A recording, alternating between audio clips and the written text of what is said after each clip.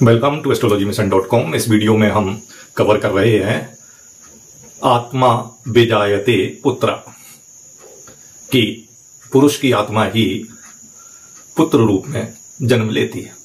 इस बात में किसी को कोई आपत्ति नहीं है, लेकिन जो दूसरी बात इस वीडियो में आएगी उस बात पर सहज ही विश्वास हो जाए तो बड़ी बात है। हॉरोस्कोप कुंडली में जो केंद्र भाव हैं वो है पहला, चौथा, सातवां और 10वां।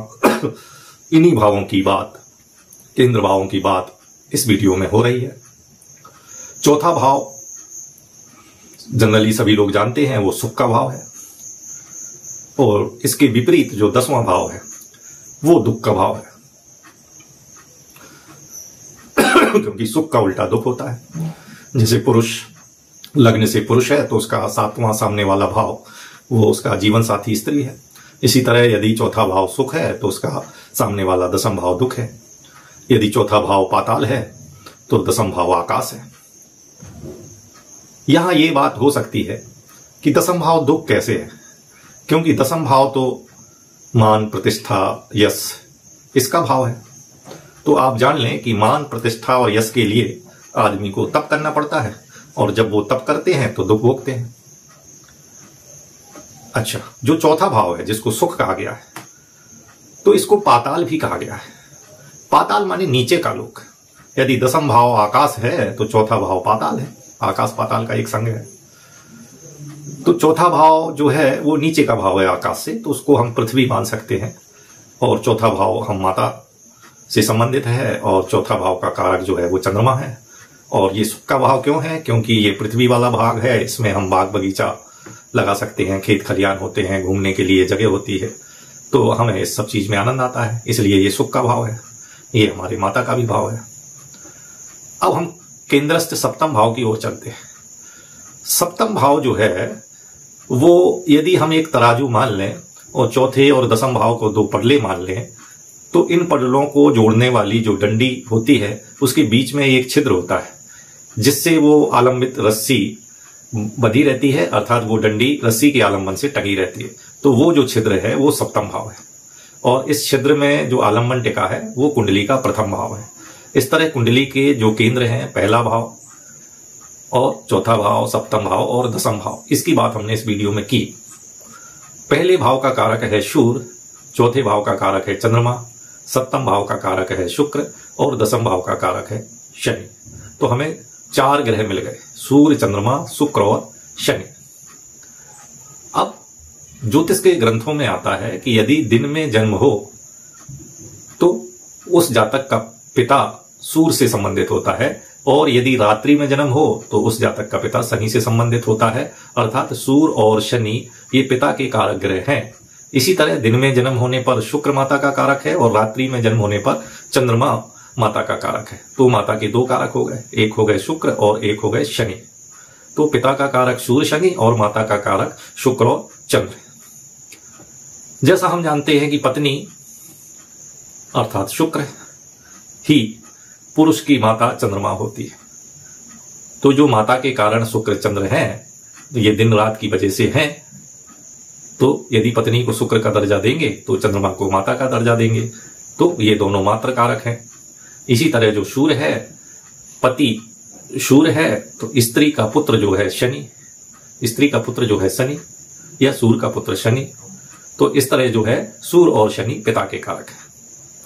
पहला भाव व्यक्ति स्वयं है, पुरुष है, 10वां भाव पिता है, सप्तम भाव स्त्री है, और चौथा भाव जो है ये माता है। अब समझने वाली बात शुरू होती है कि पुरुष जो है गर्भाधान की क्रिया से स्त्री के गर्भ में प्रवेश करता है। यहां से जो है जो दर्शक या श्रोता है वो ध्यान दें कि पुरुष गर्भाधान की क्रिया से स्त्री के गर्भ में प्रवेश करता है। यहां पुरुष गर्भ मुक्त होकर उस स्त्री का पुत्र होता है, और वह स्त्री उस पुत्र की माता होती है। तो माता होने के पूर्व हर स्त्री अंशी की पत्नी होती है, क्योंकि पुत्र जो है ये अंश है और पिता अंशी है। आत्मा बेजायते पुत्रा कहा गया है कि पुरुष स्वयं स्त्री के गर्भ में प्रवेश करता है और गर्भ मुक्त होकर उस स्त्री का वो पुत्र हो जाता है। इसलिए कहा गया है कि माता होने के पूर्व हर स्त्री जो है एक पत्नी कारक होती है। तो माता चंद्रमा है और पत्नी शुक्र है। पिता होने के पूर्व हर पुरुष पुत्र होता है। एक कहानी के रूप में इस बात को हम समझ सकते हैं कि पृथ्वी का एक भाग इससे टूटकर अलग होकर चक्कर लगा रहा है। यह भाग चंद्रमा है। अतः चंद्रमा की जो माता है वो भूमि है। भूमि चंद्रमा की माता है। उत्पाद अपने उत्पादक की परिक्रमा करता है। इसी को ऋत बोलते हैं। उत्पाद अपने उत्पादक की परिक्रमा करता है। एक मंत्र आया है, उसका अर्थ बता देते हैं कि चंद्रमा माता हम इसके पुत्र हैं, सूर्य पितर है, वह हमारा पालन रक्षण करे।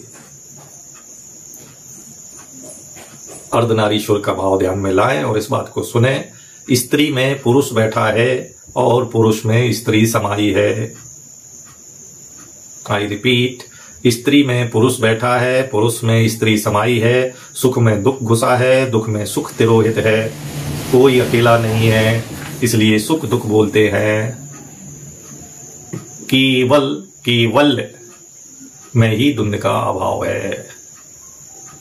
सुख दुख का घात है। मोक्ष में ही सुख दुख का घात है और उसमें द्वंद्व का अभाव है।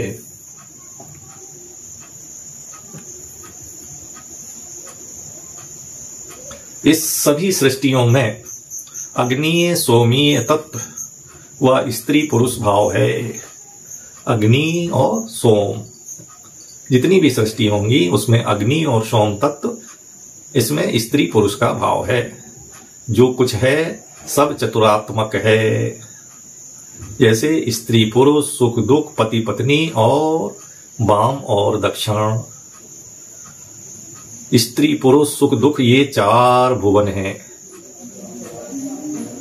एक भुवन में अन्य सभी तीन भुवन होते हैं।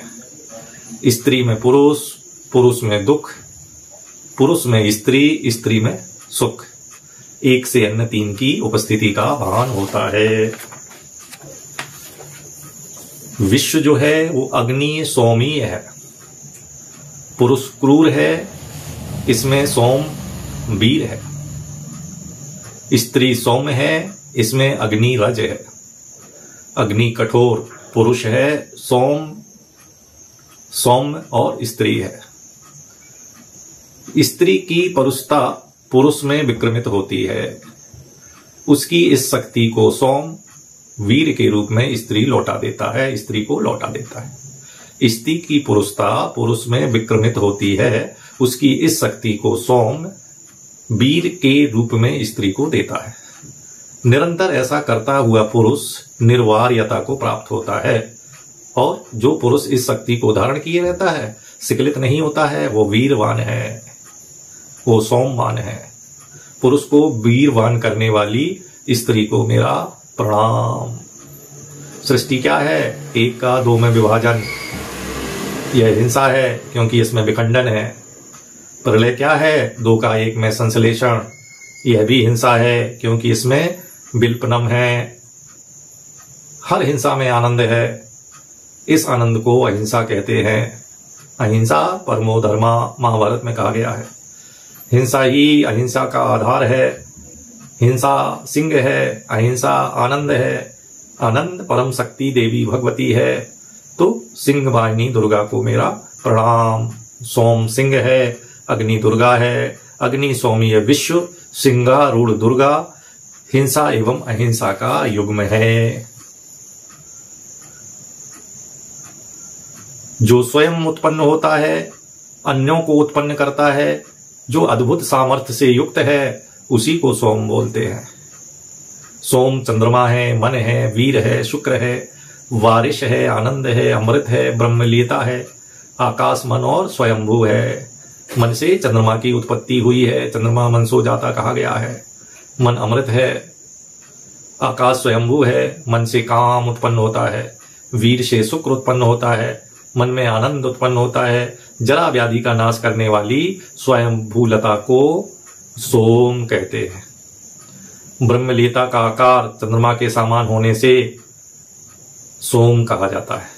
इस लता में 15 पत्र चंद्रमा के समान बढ़ते हैं और सूखते हैं, ऐसा शुक्ल कृष्ण के अनुसार होता है। सोमलता को धर्मात्मा ही देख सकते हैं। सोमलता को अमृत की संज्ञा दी गई है। स्त्री जात वेद अग्नि है, पुरुष शरीर सोम है। गर्भाधान संस्कार में जात वेद से पुरुष सोम अपनी देहलता को निचोड़ता है, वह वीर को निकालता है। इसी वीर की आहुति अग्निमयी स्त्री ग्रहण करती है।